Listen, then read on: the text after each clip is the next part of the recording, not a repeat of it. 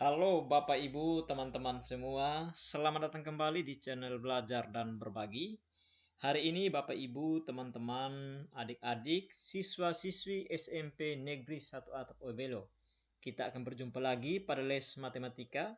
Dan pada pertemuan yang kedua ini kita akan kembali membahas soal-soal matematika. Soal-soal ujian nasional tahun 2021-2022. Dan kita akan melanjutkan ke soal nomor 6 hingga nomor yang ke-10. Untuk pembahasan soal nomor 1 sampai nomor 5, silakan simak kembali video saya sebelumnya dan link videonya saya sertakan di bagian deskripsi video ini. Oke, seperti apakah soal-soal ujian nasional tahun lalu, tahun 2021-2022, nomor 6 hingga nomor 10. Simak video ini hingga selesai.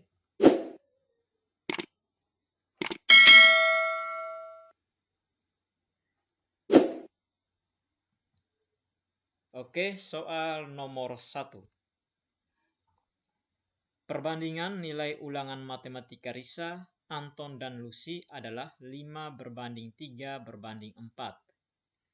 Jika selisih nilai Risa dan Lucy adalah 30, jumlah nilai ulangan Risa, Anton, dan Lucy adalah 360, 270, 240, 180. Oke, di sini kita misalkan seperti ini. Misalkan nilai Risa ini kan 5:3:4 ya. Jadi misalkan nilai Risa itu saya beri 5x dan nilai Lucy Anton 3x dan Lucy 4x seperti ini.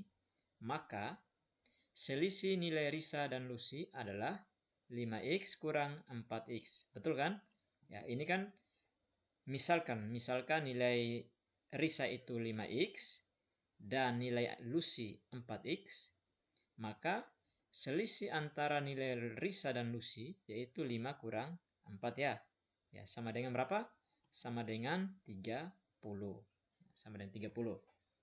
Nah, berarti 5x kurang 4x sama dengan 30. Berapa ke nilai x?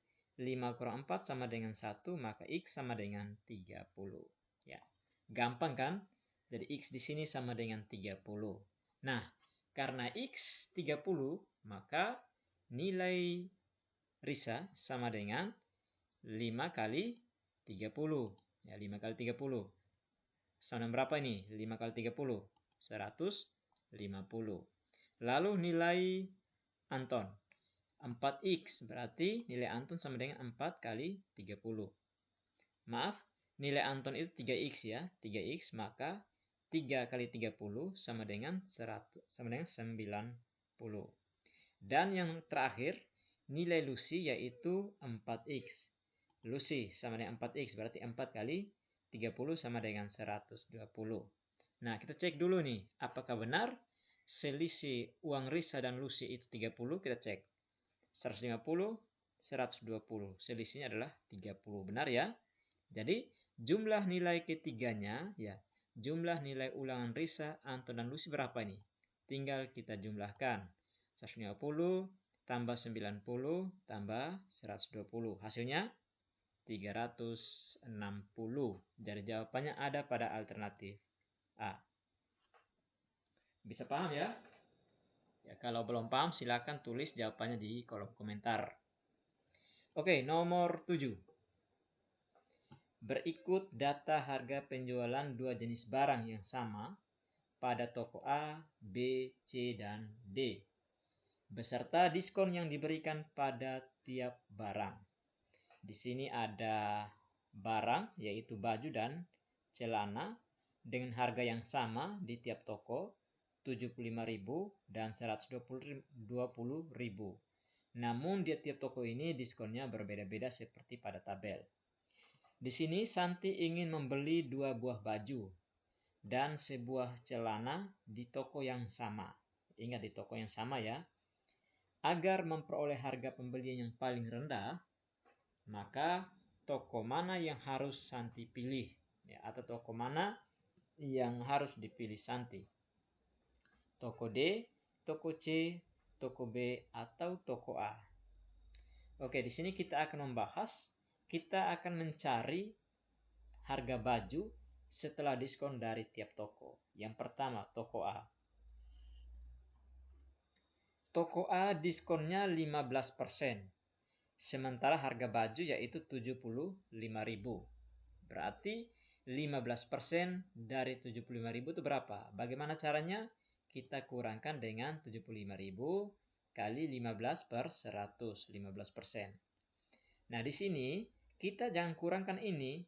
75.000 kurang 75.000 itu nanti salah. Karena kita operasikan perkaliannya terlebih dahulu. 75.000 dikali 15 per 100. Hasilnya ini nanti kita kurang dengan 75.000 yang awalnya, yaitu harga awal. Oke, kita hitung ya. 75.000 kurang 75.000 kali 15 per 100. Hasilnya 11.250. Nah, berarti harga baju di toko A setelah diskon itu sama dengan 63.750. Diperoleh dari 75.000 dikurang dengan diskon yaitu 11.250. Hasilnya 63.750. Nah, di sini Santi tadi ingin membeli 2 buah baju. Maka harga 2 baju sama dengan 127.500. Itu harga 2 buah baju di toko A setelah diskon. Ya. Oke, sekarang kita pindah ke toko B. Manakah yang lebih murah atau lebih mahal ini? Kita ke toko B. Toko B diskonnya 10% dari harga awal yaitu 75.000.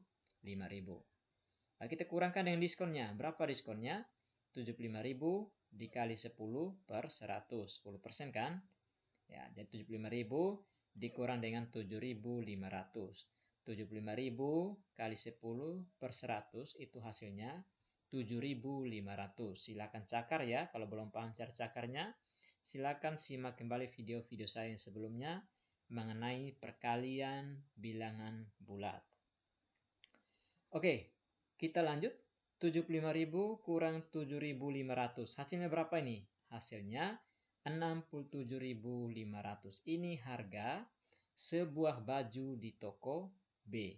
Nah, Santi akan membeli 2 buah baju. Berarti kita kalikan. Sama dengan 135.000. Harga 2 buah baju di toko B. Oke, kita lanjut ke toko C. Toko C diskonnya 5%. Berarti 5% dari 75.000 ya. Berarti 75.000 kurang dengan 5% dari 75.000. 75.000 dikurang dengan berapa? 3.750. Diperoleh dari 75.000 dikali 5 dibagi dengan 100. Cepatnya tinggal coret-coret saja ya di angka ya. 00 ini tinggal coret saja, tinggal kalikan saja yang 3 angka sisanya. Ya. Oke, kita kurangkan. 75.000 kurang 3.750. Hasilnya berapa? Ya, hasilnya 71.250. Ini harga sebuah baju di toko C. Lalu di sini Santi akan membeli 2 buah baju. Berarti harganya nanti 142.500. Oke, yang terakhir harga baju di toko D setelah diskon itu berapa? Karena diskonnya sama dengan toko B 10%, maka harga 2 buah baju di toko D itu sama dengan yang ada pada toko B, yaitu 135.000. Oke, teman-teman, adik-adik, di sini harga baju ya. Harga baju, harga 2 buah baju di toko A, B, dan C sudah kita peroleh.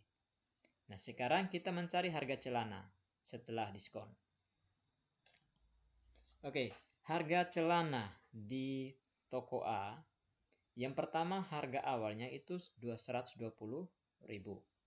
Harga awal 120.000 dikurangi dengan 10% dari 120.000.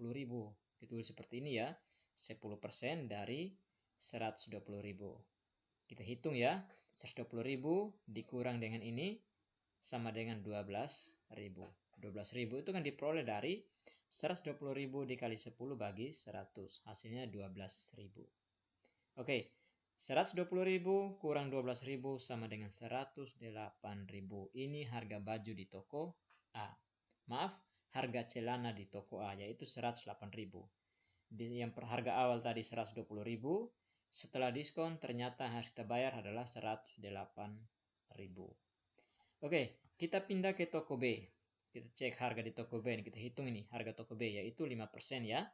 5% dari 120.000. Berarti 120.000 kali 5 per 100.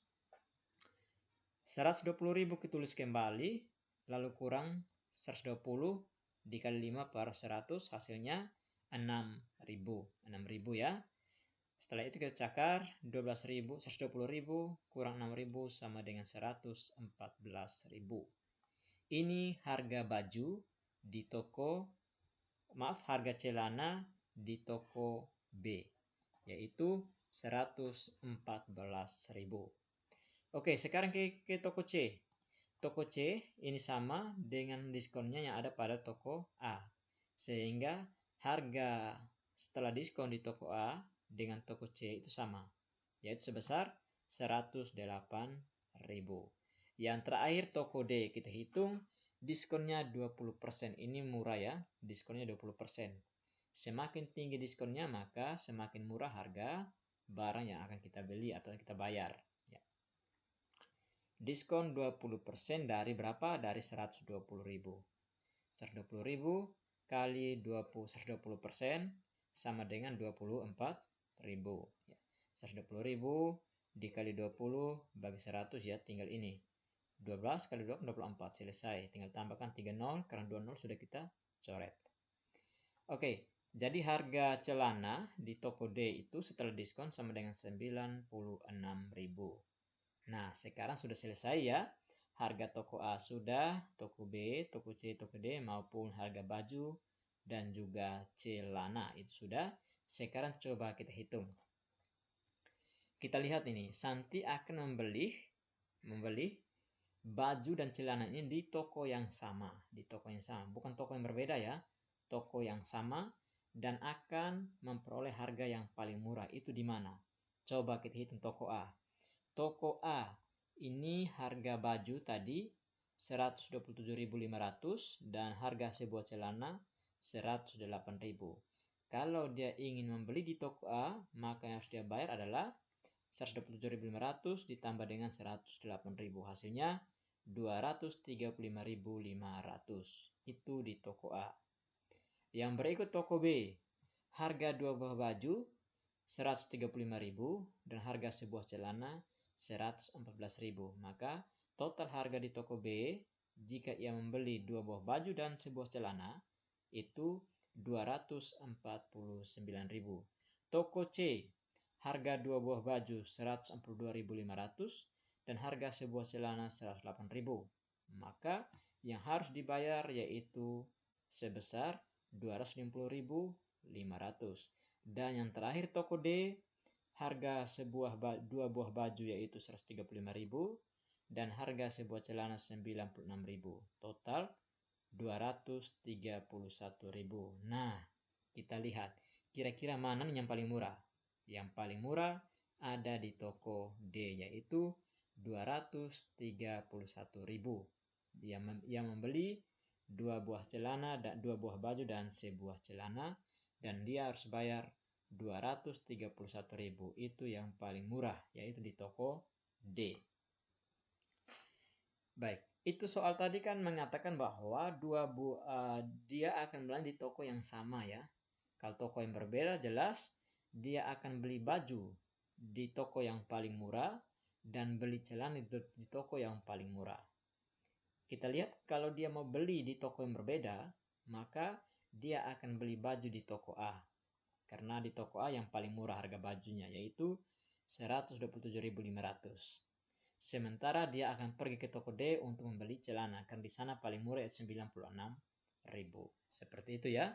Karena ia membeli di toko yang sama, maka toko yang tepat yang harus dia pilih yaitu toko D.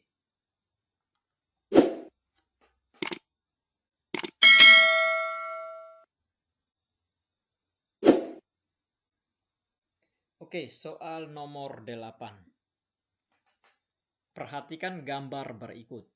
Besar sudut BDC adalah 49 derajat, 56 derajat, 75 derajat, 105 derajat. Gambar ini mungkin saya gambarkan ulang di sebelah sini ya. Di sebelah sini kita lihat dan kita fokus pada titik C atau sudut C. Titik C ya. A, B, C, dan D. Titik C ini ada dua sudut, yaitu 105 derajat dan di sini belum kita ketahui berapa besar sudutnya. Dan misalkan saya beri besar sudut X pada sudut C dan Y pada sudut D dan Z pada sudut B yaitu 56 derajat, maka sudut C yang ini ya sama dengan 180 derajat kurang 105 derajat sama dengan 75 derajat.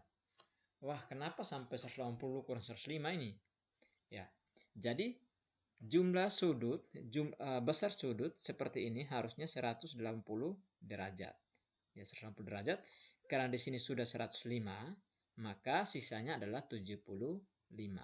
Sehingga 105 ditambah 75 hasilnya 180 derajat. Jadi sudut C sama dengan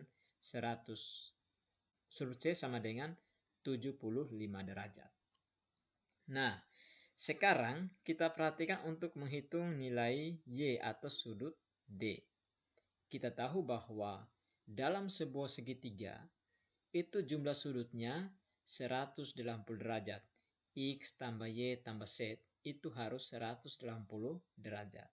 Atau sudut C tambah sudut D tambah sudut B sama dengan 180 derajat. Nah, sudut C sudah kita peroleh, yaitu berapa? 75. Ya, ditambah dengan sudut D, belum kita ketahui. Di sini yang tertera adalah Y ya. Tambah sudut D, ditambah dengan sudut B yaitu 56 derajat. Dan ketiganya kita jumlahkan harus mencapai 180 derajat. Jangan kurang dan juga jangan lebih.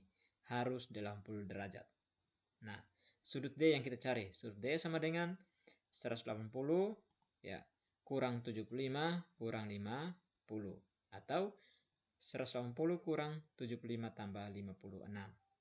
Hasilnya adalah 49 derajat. Jadi besar sudut D di sini 49 derajat. Maka sudut BDC adalah 49 derajat.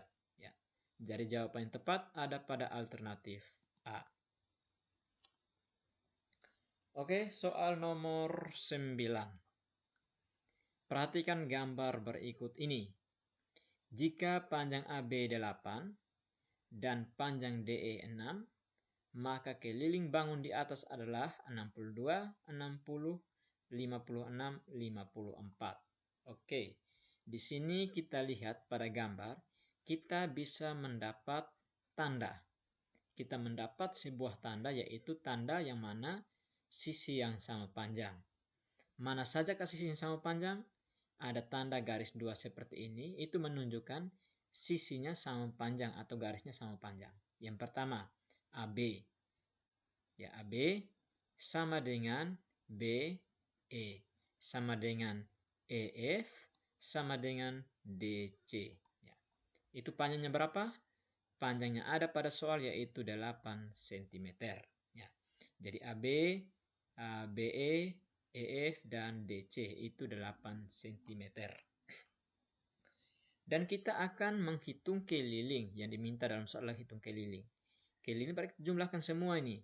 AB ditambah BE ditambah EF tambah FD tambah DC tambah CA. Nah, di sini belum kita ketahui yaitu panjang FD dengan DC dengan CA. FD ini belum kita ketahui dan juga CA belum kita ketahui. Tapi di sini kita bisa mencari menggunakan sisi-sisi yang ada. Yang pertama panjang CA terlebih dahulu. CA kita lihat di soal, panjang AB 8, DE 6. Berarti DE ini 6 cm. Ya, 6 cm dan EF ini 8 cm, maka jelas panjang CA itu sama dengan panjang DKB atau BD, yaitu 14 cm. Maka kita ganti di sini 8 ditambah BE yaitu 8, ditambah EF yaitu 8, ditambah FD belum kita ketahui, tambah DC yaitu 8, dan tambah CA yaitu 14. Nah, sekarang tinggal satu nih yang belum dapat, yaitu FD. Kita perhatikan baik-baik garis FD atau panjang FD. FD ini sebenarnya adalah sisi miring dari sebuah segitiga yang terbentuk di sini, yaitu segitiga DEF dengan siku-siku di E. Ya. DEF atau FED. Baca segitiga seperti itu ya, letak siku-sikunya ada di E. Nah, dalam sebuah segitiga siku-siku itu ada sebuah rumus yang namanya teorema Pitagoras. Yang mana rumusnya adalah kuadrat sisi miring sama dengan kuadrat sisi alas tambah kuadrat sisi tegak. Kita lihat pada gambar yang ada, sisi miring yang mana? Sisi miringnya itu ini, DF atau FD. Kuadrat ya, kuadrat sisi miring. Berarti FD kita pangkatkan 2 karena kuadrat. Sama dengan kuadrat sisi alas. Kita perhatikan pada segitiga. Alas yang mana? 6 atau 8? Ya, alasnya ini EF ya. EF pangkat 2 tambah dengan kuadrat sisi tegak yaitu DE pangkat 2 atau ED pangkat 2. Ya, ED kuadrat. Jadi ini rumus Pitagoras. FD kuadrat sama dengan EF kuadrat tambah ED kuadrat. Sekarang kita masukkan angka-angkanya. EF. Ya. EF berapa pada soal? EF yaitu 8 cm. Maka 8 kuadrat ditambah dengan ED. ED tadi atau DE sama dengan 6 cm. Maka di sini kita tulis 6 pangkat 2. Kita hitung FD kuadrat 8 pangkat 2 itu sama dengan 64. Ditambah dengan 6 pangkat 2. 6 kali 6 yaitu sama dengan 36. Dan kita jumlahkan FD sama dengan 100. Ya, ini FD kuadrat ya. FD kuadrat sama dengan 100. Maka FD sama dengan akar 100. FD sama dengan 10. Bisa paham ya? Ya, jadi ini FD sama dengan 10. Maka sudah kita dapat nilai FD-nya. Berapa tadi? Adalah 10. Tinggal kita ganti nilai FD-nya di sini. Ya. Maka keliling sama dengan 8 tambah 8 tambah 8 tambah 10 tambah 8 tambah 14. Hasilnya 56. Jangan lupa satuannya cm. Sehingga kita sudah kita peroleh yaitu keliling bangun tersebut adalah 56 cm. Jawabannya ada pada alternatif C.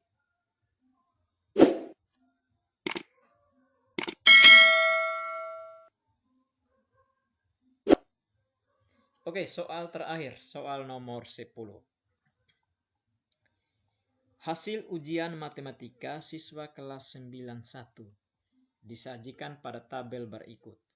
Banyak siswa yang mendapat nilai di atas rata-rata kelas adalah 7 siswa, 16 siswa, 18 siswa, 21 siswa. Nah, di sini berkaitan dengan rata-rata kelas ya. Rata-rata berarti kita harus ingat ini nilai rata-rata ya. Rumusnya adalah rata-rata sama dengan jumlah data per banyaknya data. Sebelum kita lanjut, kita perhatikan tabelnya. Ini adalah nilai dan frekuensi. Frekuensi itu jumlah ya, jumlah dari nilai yang ada. Contoh yang pertama ini. Nilai 4 itu ada 3 orang. Nilai 5 ada 7 orang. Nilai 6 sebanyak 2 orang. Nilai 7 sebanyak 8 orang. Nilai 8 1 orang. Dan yang mendapat nilai 9 itu ada 7 orang. Nah, mana ini jumlah data dan mana banyak data. Ya. Jadi jumlah data kita jumlahkan semua ini. 4 ini kan 3 orang. Ya kan berarti 4 tambah 4 tambah 4 itu sama dengan 12. Ditambah lagi dengan 5 tambah 5 tambah 5. Untuk mempermudah ini kita buat tabel seperti ini. Nilai frekuensi dan nilai kali frekuensi. Oke, kita hitung ya. Yang pertama nilai. Yang mendapat nilai 4 itu ada 3 orang. Maka jumlah nilai mereka 3 berarti ada 12. 4 kali 3. Dan yang mendapat nilai 5 itu ada 7 orang. Jumlah nilai mereka 35. 5 kali 7. Yang mendapat nilai 6 itu ada 2 orang. Jumlah nilai mereka 2, 12. Mendapat nilai 7 ada 8 orang. Jumlah nilai mereka 8 sama dengan 56. Yang dapat nilai 8 1 orang, nilainya 8. Dan yang mendapat nilai 9 ada 7 orang. Jumlah nilai ke-7 orang ini sama dengan 63. Nah, sekarang kita buat jumlah. Frekuensinya jumlah semua 28, 3 tambah 7 tambah adalah 2 tambah 8 tambah 1 tambah 7. Itu 28. Artinya jumlah siswa di kelas tersebut ada 28 orang. Lalu jumlah yang di samping, jumlah datanya yaitu 12 tambah 35 tambah 12 tambah 56 tambah 8 tambah 63. Hasilnya itu 186. Nah, ini yang dimaksudkan dengan jumlah data dan banyaknya data. Jumlah data yaitu jumlah yang ini semua, 186, dan banyaknya data yaitu 28 orang. Jadi masuk ke rumus, rata-rata sama dengan 186 bagi 28. Berapa hasilnya ini? Coba cakar. 186 bagi 28. Hasilnya adalah 6,64 ya. 6,64. Jadi nilai rata-rata kelas yaitu 6,64. Yang kita mau cari di sini adalah nilai jumlah siswa yang nilainya di atas rata-rata. Berarti nilai di atas rata-rata di atas 6 berapa? Nilai 7, 8, dan 9. Nilai 7 ada 8 orang, nilai 8 ada 1 orang, nilai 9 ada 7 orang. Jadi jumlah siswa yang memperoleh nilai di atas rata-rata yaitu sebanyak 16 orang. Dengan rincian 7 orang, 8 orang mendapat nilai 7, 1 orang dapat nilai 8, dan 7 orang dapat nilai 9. Totalnya 16 orang. Jadi jawabannya ada pada alternatif B. Oke, Bapak Ibu, teman-teman, adik-adik, siswa-siswi SMP Negeri 1 Atap Obelo. Demikian pembahasan soal kita pada pertemuan kedua ini, dan kita akan lanjutkan pada pertemuan yang ketiga. Kita akan membahas soal nomor 11 sampai soal nomor 15, yakni soal-soal ujian tahun 2021-2022. Oleh karena itu, yang belum subscribe, silakan tekan tombol subscribe dan jangan lupa aktifkan tombol loncengnya agar ketika saya mengupload video terbaru tanpa saya share pun di media atau di grup, teman-teman langsung bisa mendapat notifikasi. Oke, sekian pertemuan kita kali ini. Sampai jumpa di pertemuan ketiga. Terima kasih.